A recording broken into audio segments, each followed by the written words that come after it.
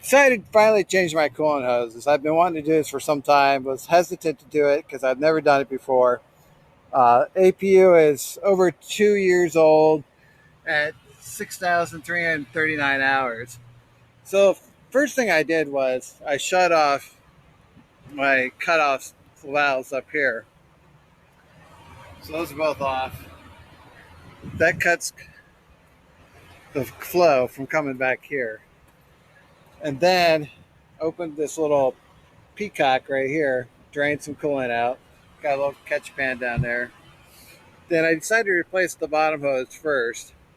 That wasn't too bad, but this clip right here, I would suggest you push it down when you remove it instead of pulling it up the hose. Put it down towards the aluminum down there. That wasn't too bad. This top hose was a pain in the ass. Goes right here. You see how it's got that? It's got a catch lip on there. That's really hard. It's really hard to get that old hose off there. That hose has been on there for 2 years, so it's sealed on there pretty good. So have the new hose go right here, and we'll use these squeeze clamps on that.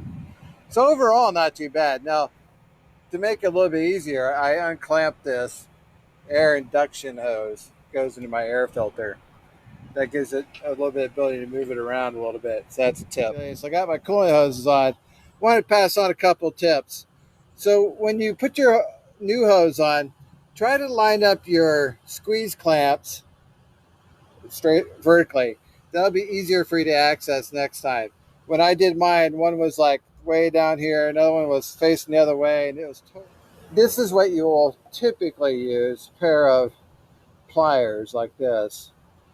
However, you may need a larger pair of channel locks like this. So I would suggest either or both. You know, it looks pretty good right now. Like I said, I shut off the cutoff valves in the engine. Then I opened my bleeder valve right here, drained it. Then I removed the lower hose. Keep this clamp down on the pipe when you remove it. And then the upper hose.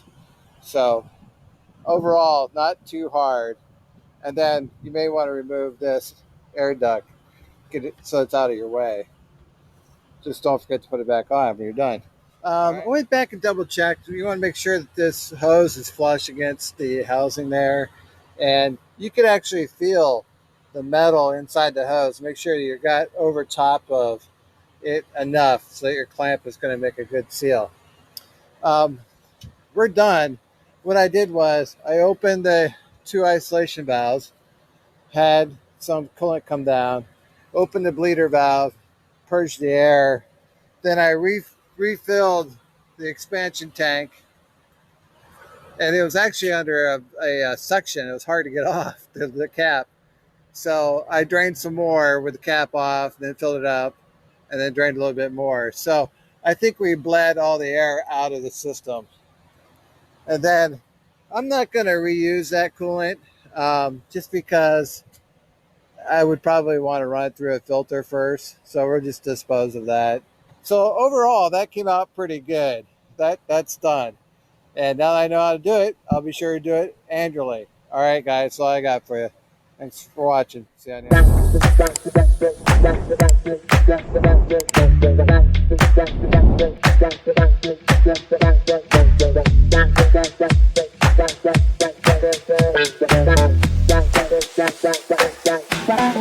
next.